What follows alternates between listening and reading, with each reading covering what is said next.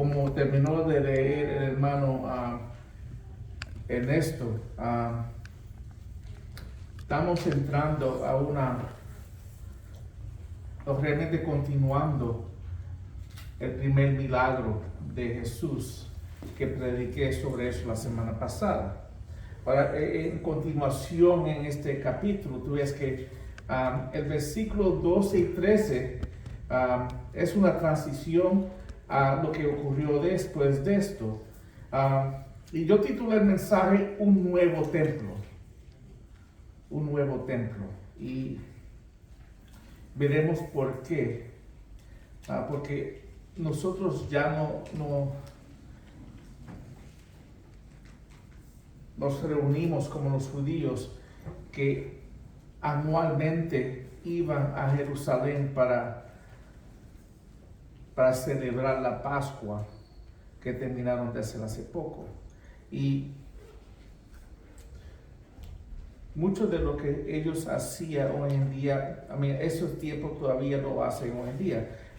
Pero antes de entrar, el primer punto de hoy se ve en los versículos 12 y 13, y quiero leerlo para ustedes porque como el primer punto, porque yo creo que en el primer punto está la introducción de lo que se va a hablar hoy.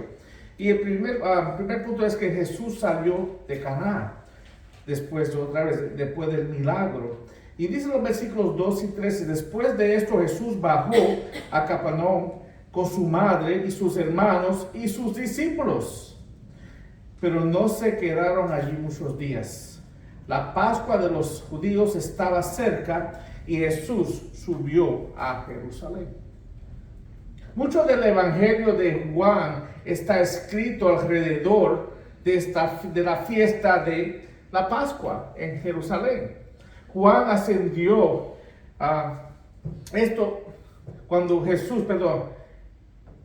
Juan mencionó esto después de que Jesús hizo su milagro y volvió agua a vino. Jesús no solo es un personaje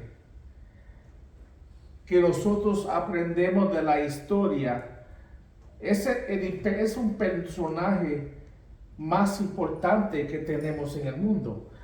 El mundo lo conoce a él como una persona buena, una persona que era honesta, que tenía una buena ética, un gran maestro.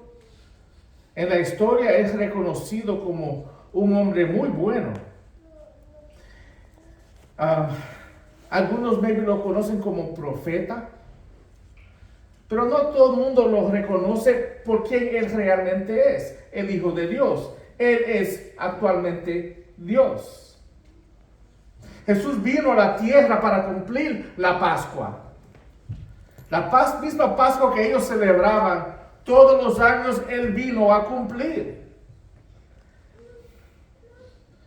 Pero cuando Jesús cumplió la Pascua una vez y para siempre, era permanente.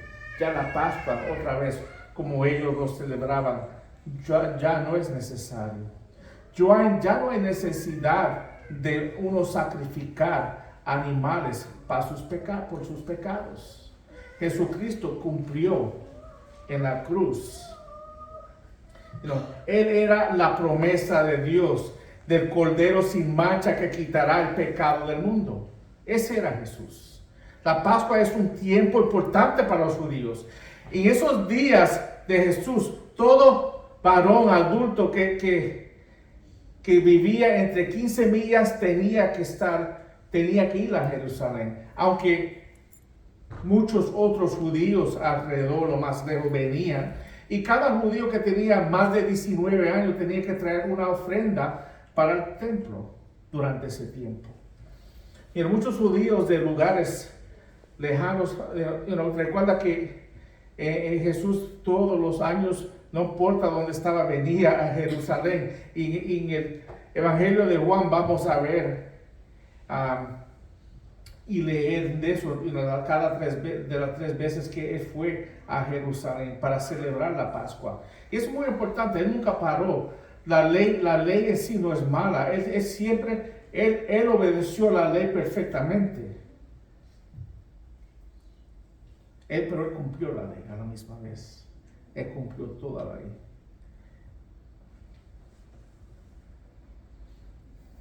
Pero lo que pasó es cuando Jesús vino al templo por primera vez con sus discípulos, ese primer año de su ministerio, en el comienzo de su ministerio, y él entró al templo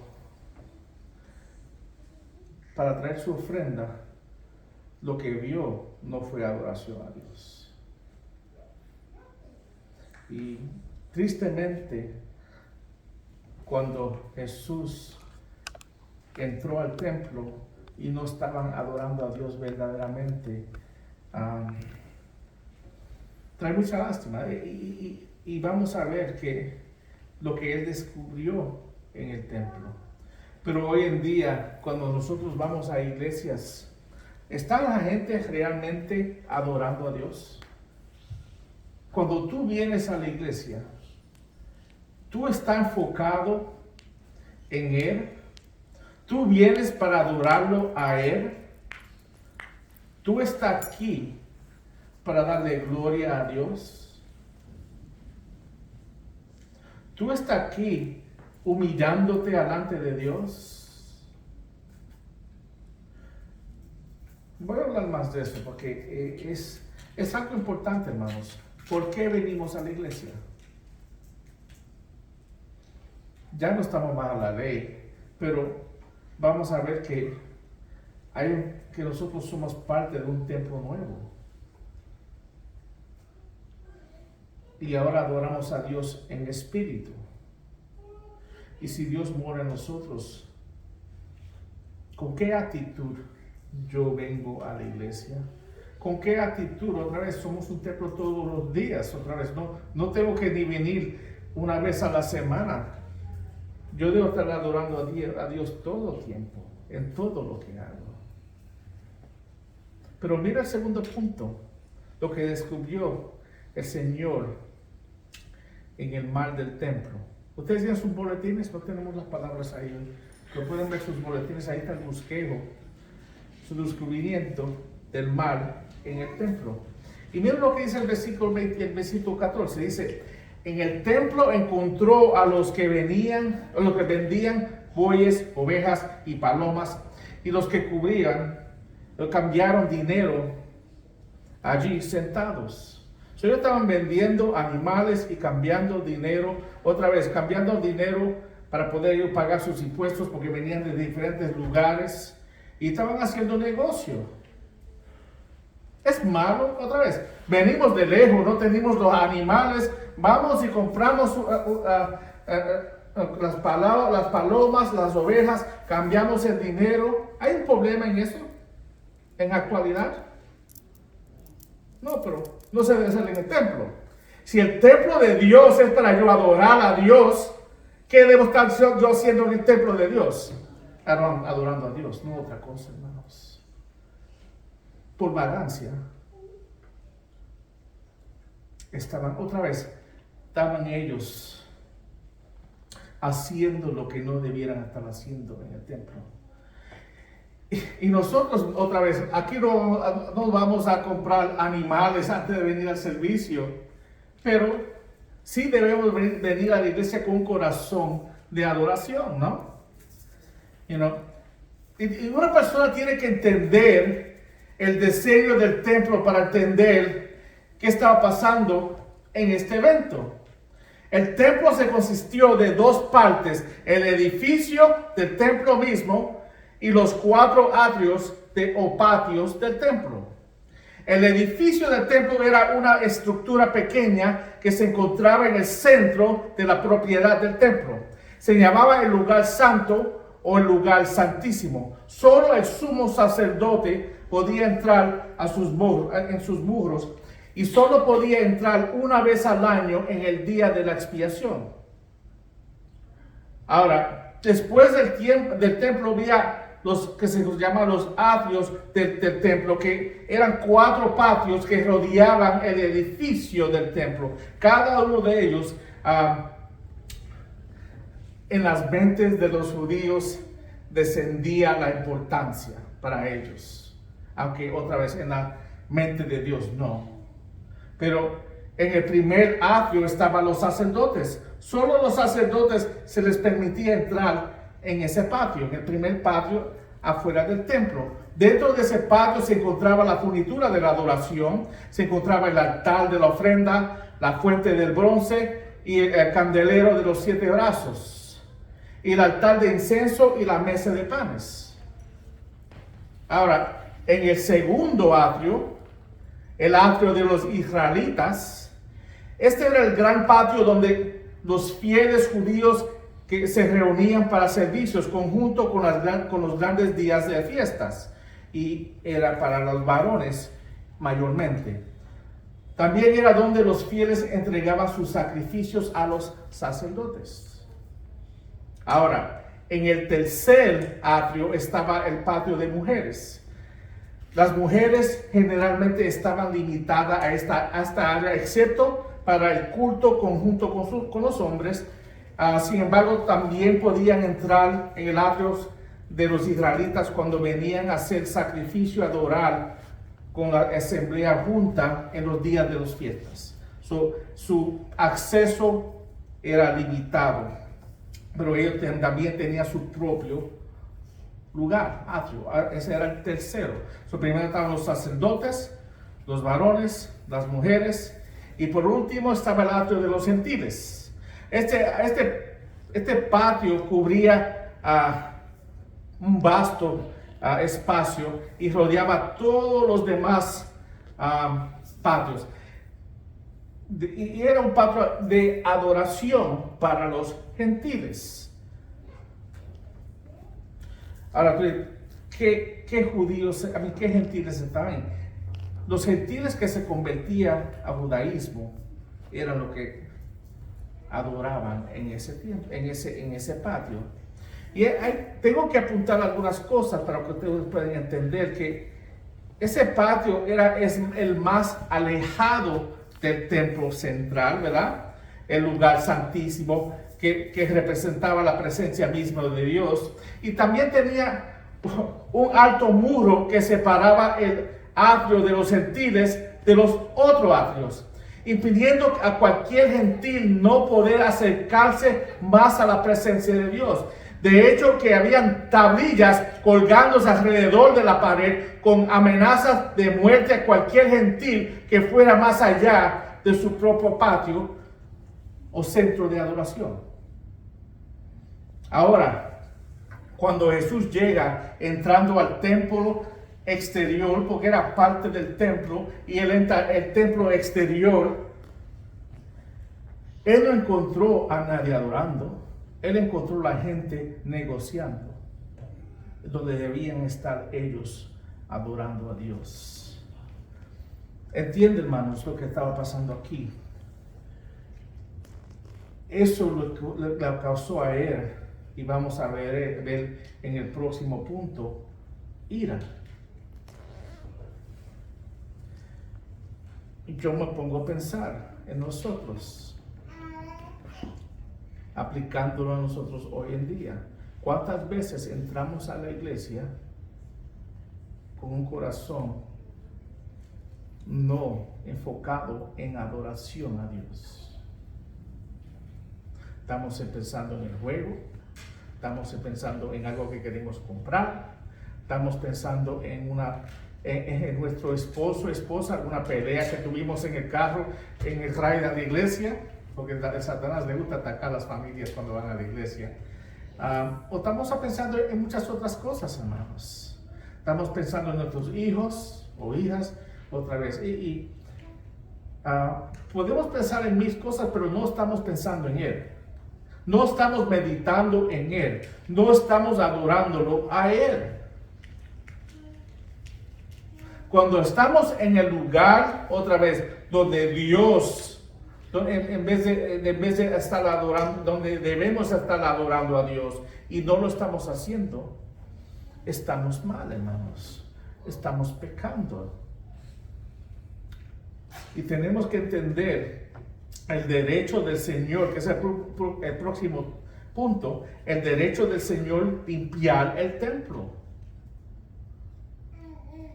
Mira lo que dice los versículos 15 al 17. Dice, y haciendo un látigo de cuerdas, echó a todos afuera del templo con las ovejas, con los bueyes, desparamos,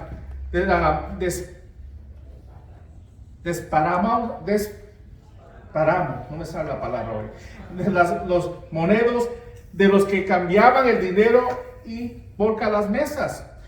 A los que vendían palomas le dijo, quiten esto de aquí, no hagan de mi casa, de la casa de mi padre, una casa de ¿qué? Comercio.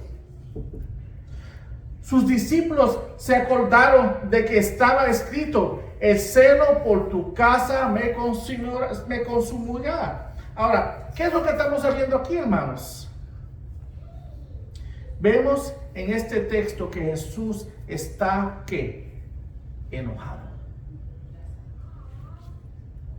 Pero ¿cómo puede ser, pastor? ¿Cómo puede estar Jesús enojado si Dios es amor? ¿Cómo puede Jesús, quien es Dios, enojarse? Hermanos, el amor genuino es compatible con la ira, hermanos. De hecho, el amor genuino a veces se demuestra con ira. A veces la ira es demostrada en un amor auténtico, ¿no? ¿Podría yo declarar un amor a mi esposa y sentarme y no cenar nada cuando alguien la está atacando y haciéndole daño? ¿Me voy a quedar yo sentado ahí y no decir o hacer nada? Tú decías, si viera alguien atacando a mi esposa y mis hijos, y tú me vieras ahí sentado haciendo nada, ¿qué tú dijeras de mí? Ese hombre no ama a su esposa. Porque si amara a su esposa, hiciera algo. Y es verdad, hermanos. ¿Cómo declarar mi afecto cuando viene alguien y hacer algo que otra vez que está haciendo daño a mi familia, no voy a defenderlos? Es obvio que voy a defenderlos.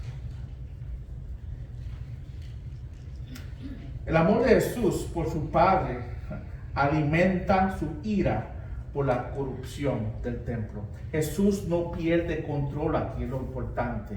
Él está totalmente en control, pero también está enojado. Él tiene control de sus emociones y puede articular por qué está enojado y muestra su ira sin pecar.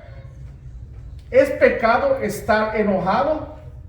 No, es una emoción de Dios que Dios nos da a nosotros. Podemos estar enojados y vamos a estar enojados, pero nuestra reacción al enojo es lo que tenemos que tener cuidado. Dice Efesios 4:26, enójese, pero no pequen, que no se ponga el sol sobre su enojo. Es una emoción normal uno enojarse, pero cómo yo reacciono a ese enojo es importante, hermanos.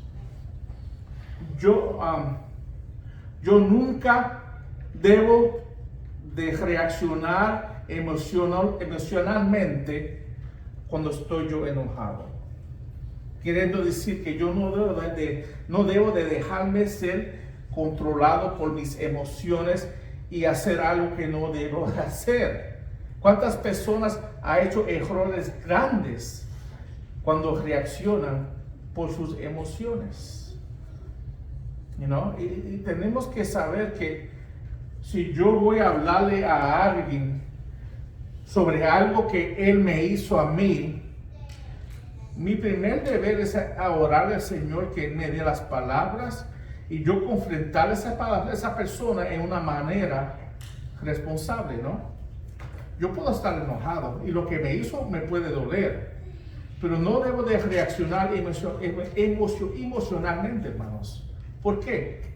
porque ahí es donde puedo pecar. Cuando estoy en la carne, voy a pecar. Cuando yo deje que la carne mía dicte mis acciones, voy a pecar. Porque ya no estoy controlado por el Espíritu Santo. Y tenemos que aprender que tenemos que caminar guiados por el Espíritu Santo, no importa las circunstancias. Vamos a ser enojados. La gente nos va a hacer mal. Ahora, eso no diciendo que cuando yo vengo, otra vez, si alguien me hace algo a mí y yo voy y le hablo a él, eso no quiere decir que esa persona va a coger lo que yo le diga bien tampoco, ¿no? Porque ellos también van a tratar de ¿qué? Tirarle. Y tú ves cuando Jesús hace lo que hace, ¿qué fue su reacción? Ellos le estaban tirando a él. Y cuando estamos haciendo bien, no quiere decir que la gente van a ver, wow, este hombre es sabio y él sabe lo que está haciendo. Cuando Jesús, otra vez, defendió el templo de Dios, su reacción no fue una reacción positiva.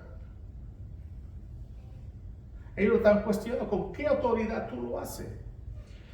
Y tenemos que otra vez aprender que el mundo nunca va a ver las cosas de la manera que la palabra de Dios desea. El mundo siempre va a buscar excusa y siempre va a buscar justificarse por sus pecados. Y nosotros no podemos hacer así. Si yo peco en mi enojo y te maldigo y te digo 2 o 3 cosas, ¿qué es mi responsabilidad? Pedir perdón, ¿no? Esa persona lo va a escoger o no lo va a hacer, o me va a decir 2 o 3 cosas para atrás, ¿verdad? Pero en ese momento yo tengo también controlarme y hacer la parte mía. Porque mi reacción determina quién me está controlando a mí. Y a veces voy a tomar o voy a coger golpes. Pero yo me pongo a pensar en los golpes que tomó Jesús. ¿Qué fue la reacción de él? Otra vez, ¿tú crees que él quería estar golpeado? ¿Tú querías que él quería? Otra vez, yo creo que en la carne nadie desea eso. Pero él nunca reaccionó. Y tenemos que aprender que cuando alguien nos haga algo, o cuando estamos enojados, debemos de primeramente nunca reaccionar de una manera que estemos pecando contra la palabra de Dios. Y para nosotros, para mí personalmente, yo tengo que coger un paso para atrás. Yo no puedo hablar con una persona cuando estoy enojado ese minuto, porque yo me conozco a mí y yo te voy a hablar bien duro.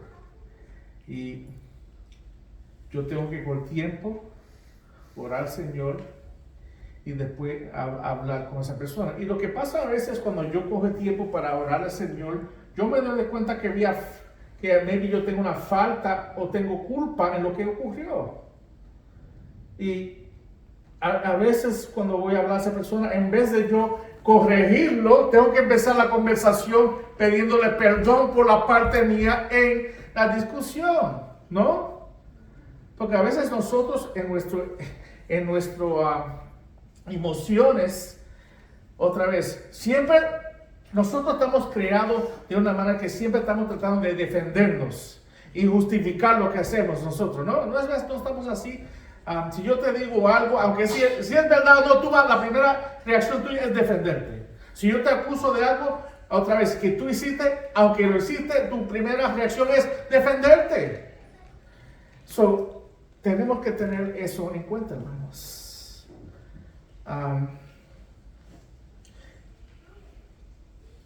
Pero en este caso Jesús está enojado porque los judíos han profanado la casa de su padre.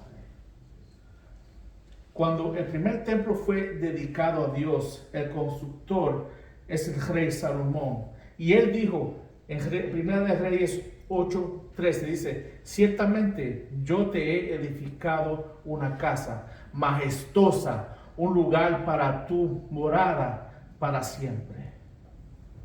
Dios no está confinado a un templo, pero el templo es el lugar especial donde Él se encontraba con los hombres.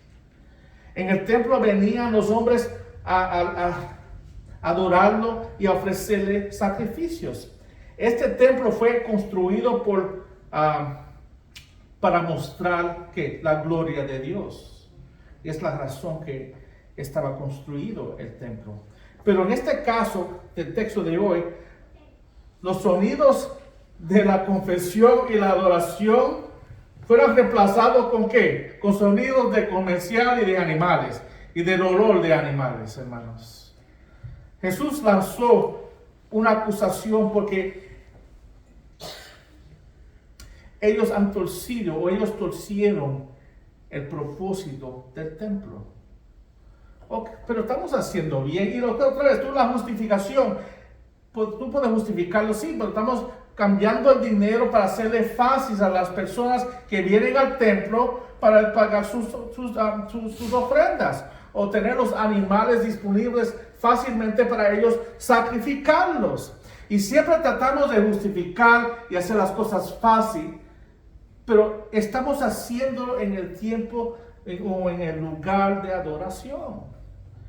Esas son cosas que si lo iban a hacer, se debía hacer afuera del templo, no donde uno está adorando, debiera estar adorando a Dios. Si yo vengo a la iglesia a adorar a Dios los domingos, yo tengo que dejar afuera todo problema, todo lo que está en mi mente, todo pleito. Es que yo creo que todo el mundo aquí tiene problemas. Todos estamos pasando por algo difícil. Pero cuando yo estoy aquí, yo vengo a adorar a Dios. Y solamente a Dios. Amén.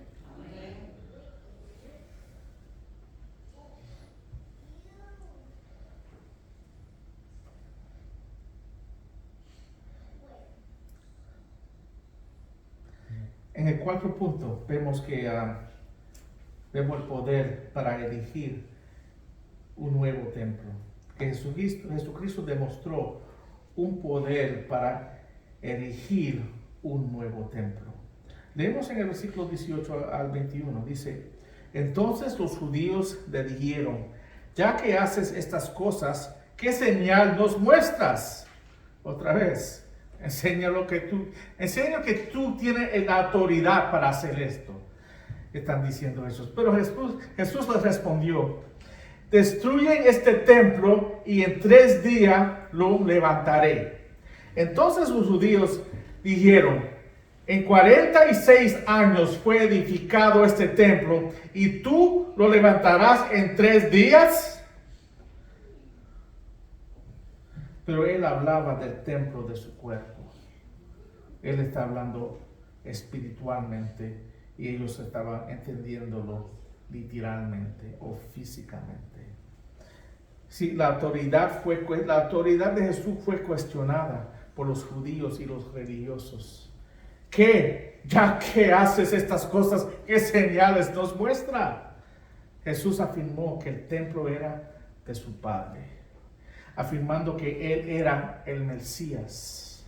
Por lo tanto, querían pruebas de su afirmación. Querían una señal espectacular, pero su señal venía en el futuro. Él iba a construir un nuevo lugar de encuentro con Dios. Ellos tenían un encuentro con Dios en el templo, pero Jesucristo iba otra vez a construir un nuevo templo donde nosotros podíamos tener un encuentro con Dios todo el tiempo. Nota sus palabras exactas: destruyen este templo y en 3 días lo levantaré. Su declaración fue malinterpretada por ellos. No podían entender cómo es posible que él pudiera construir un templo en 3 días. El templo actual tomó 46 años para construir. Su declaración tenía un significado simbólico, como dije ahorita. Jesús estaba hablando simbólicamente de su cuerpo y de su muerte y de su resurrección, hermanos. Eso es lo que él estaba hablando. Aquí Jesús está comprobando de que Él era el Hijo de Dios, con autoridad sobre la casa de Dios. Él tenía autoridad ahí porque Él es el Hijo de Dios. Y Él lo estaba declarando cuando estaba hablando. Y el señal de Él iba a ser ¿qué? El cuerpo, su muerte y resurrección. La resurrección de Jesús iba a ser la prueba suprema de que Él sí era el Mesías. Si Jesucristo nunca resucitó, Él iba a probar que Él no era quien Él dijo que era. Él probó que era el Mesías, el Hijo de Dios, que Él era Dios mismo en la resurrección, porque Él tuvo el poder de levantarse de la muerte. Demuéstrame el hombre que tiene ese poder. Y nunca morir otra vez. Eso no es como un doctor que trae a una persona de vida otra vez, y esa persona en 5 años muere otra vez, o 10 años. Vamos todos a morir, hermanos. Su muerte y resurrección proveyó un nuevo templo, un nuevo lugar de encuentro con Dios y el hombre. El templo de su cuerpo se convertirá en el templo de los hombres, en el templo en que los hombres adorarán y se reconciliarán ¿con quién? Con Dios. Mira cómo dice Pedro, 1 Pedro 4, 2, 4 al 5. 1 Pedro 2, 4 al 5 dice: y viniendo a Él como una piedra viva, desechada por los hombres, pero escogida y preciosa delante de Dios. También ustedes como piedras vivas sean edificados como casa espiritual para un sacerdocio santo, para ofrecer sacrificios espirituales aceptables a Dios por medio de Jesucristo. Esos somos nosotros. Somos el templo nuevo que otra vez. No tenemos que traer animales para ser sacrificados otra vez. Los sacrificios de nuestros son sacrificios espirituales a Dios. ¿Cómo yo estoy haciendo un sacrificio espiritual a Dios si yo vengo a la casa de Dios y estoy pensando en lo que está ocurriendo afuera de la casa de Dios? Tengo mi mente en otras cosas. Después que el pastor dice amén, ya se me olvidó lo que dijo el pastor. Ya estoy pensando en el juego y cuánto tiempo me va a coger para llegar a la casa para poder verlo o lo que vamos a comer.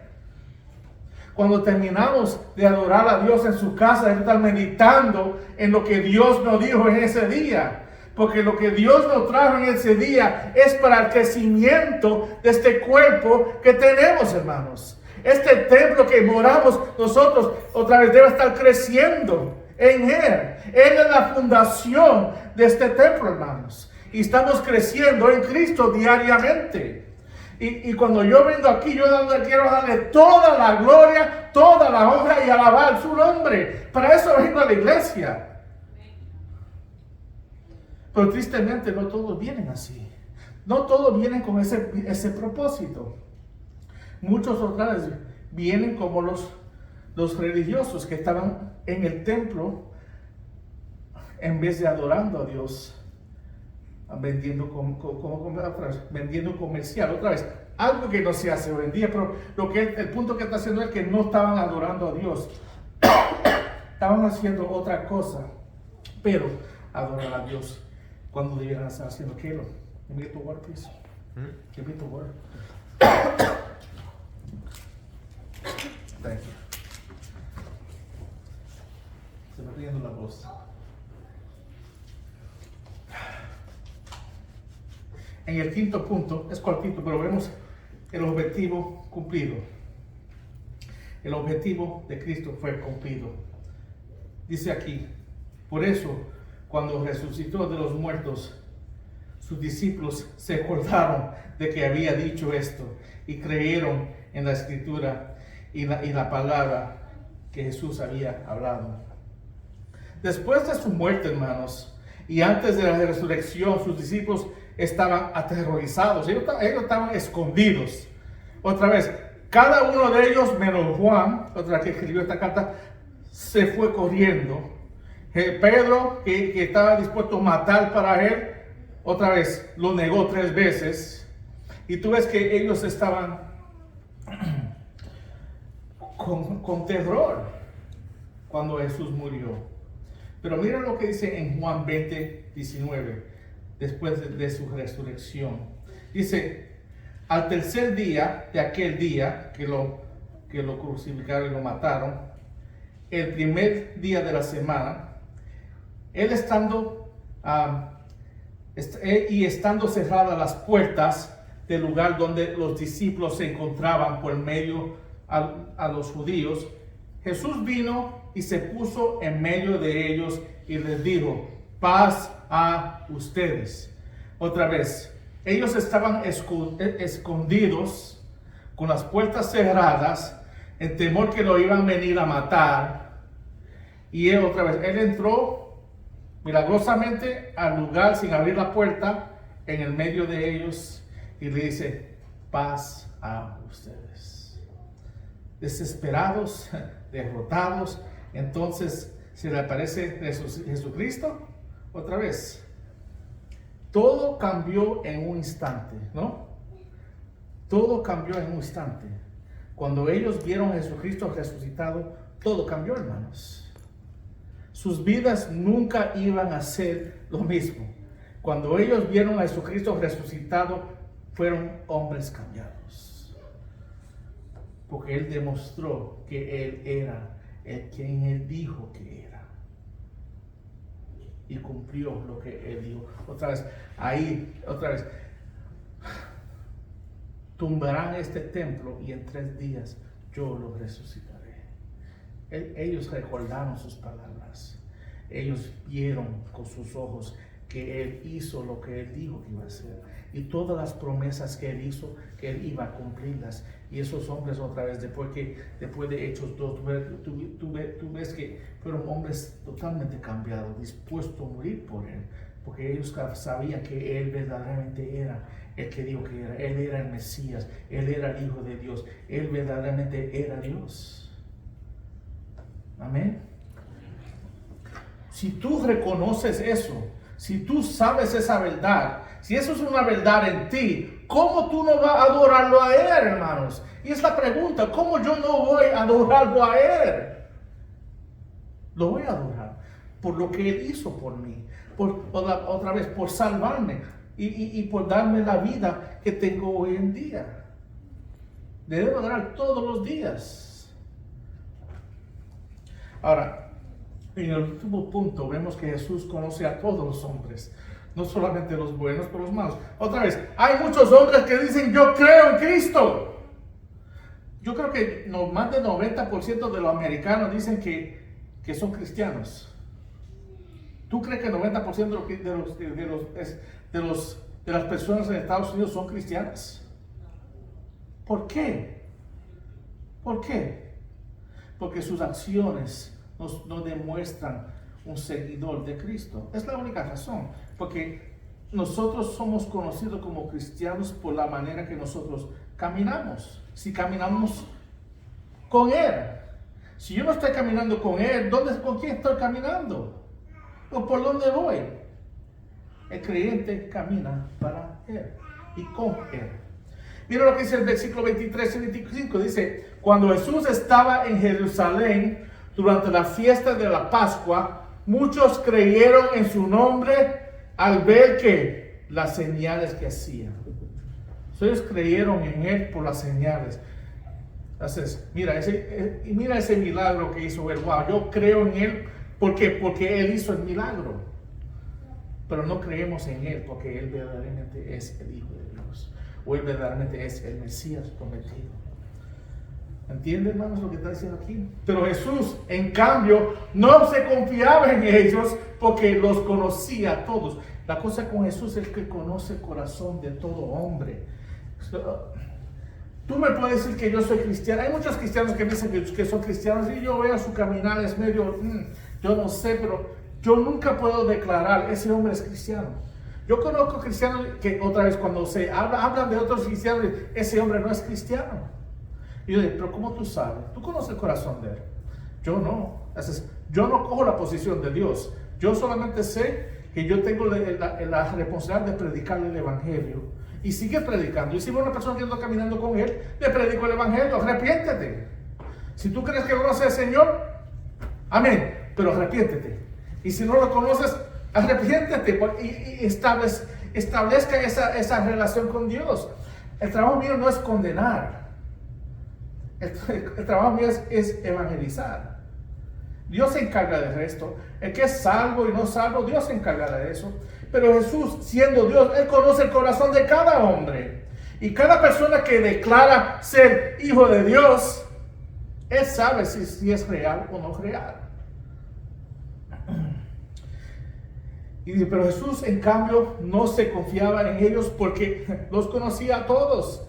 Y no tenía necesidad de que nadie le diera testimonio del hombre, porque Él conocía que había en el interior del hombre. ¿Qué quiere decir eso? Como dije, Él conoce a todo hombre. Él conoce cada corazón que está aquí hoy, si vamos al práctico. Él sabe en qué meditamos y qué no meditamos. Él sabe lo que tú haces en la oscuridad donde nadie te está mirando. Él sabe si tú realmente lo amas o lo alabas. Otra vez, es fácil todo el mundo pararse aquí y decir amén los domingos, pero cuando tú sales por esas puertas, ¿qué es lo que tú haces? Cuando nadie te está viendo, ¿cómo es que tú vives? Él sabe eso también. Y Él sabe si tú verdaderamente lo crees en Él o no crees en Él. Si tú verdaderamente es hijo o hija de Dios o no es hija o hija de Dios. Él te conoce a ti. You know.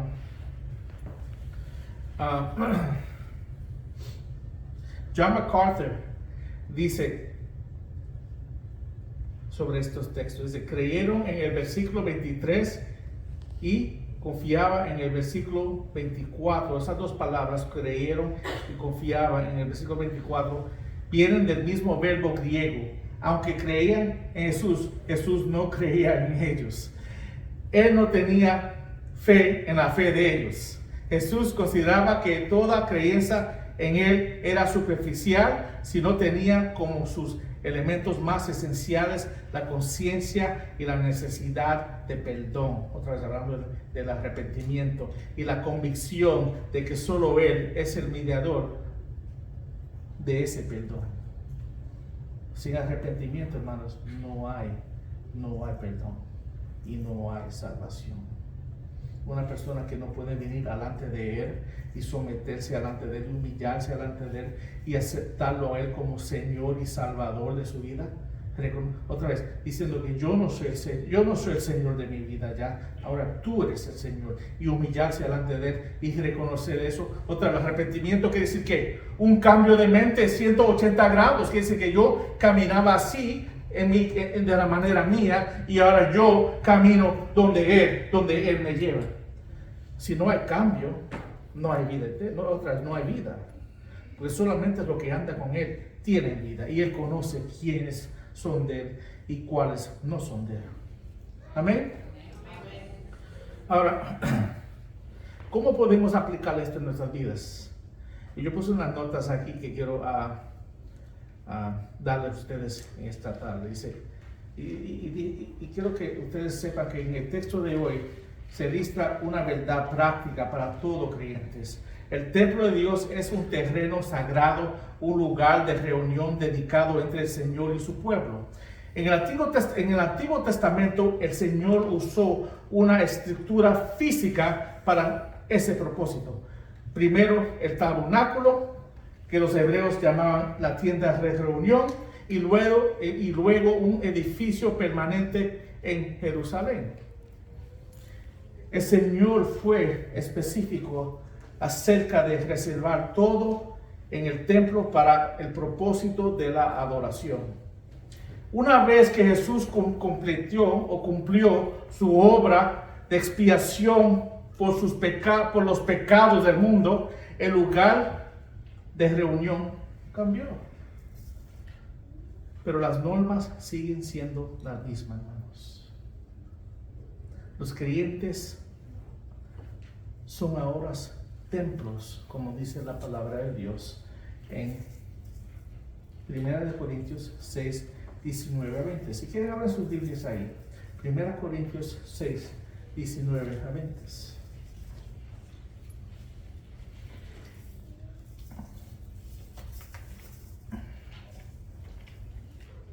Y este texto debe de convencernos a nosotros, hermanos. Me dice aquí la palabra de Dios. ¿O no saben que su cuerpo es templo del Espíritu Santo que está en ustedes, o cual tienen de Dios, y que ustedes no se pertenecen a sí mismos? Tú creas en él o no creas en Él. El destino tuyo está en las manos de Él. Porque han sido comprados. Cada creyente, ahora si tú eres un creyente, tú eres ¿qué? Comprado por un precio. ¿Qué es ese precio?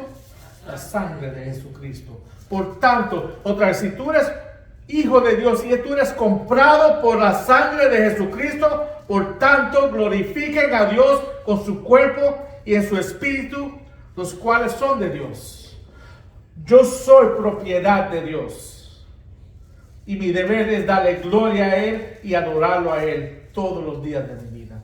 En la manera que yo camino, la manera que yo hablo, la manera que yo me comporte, debo de yo siempre reconocer esa realidad.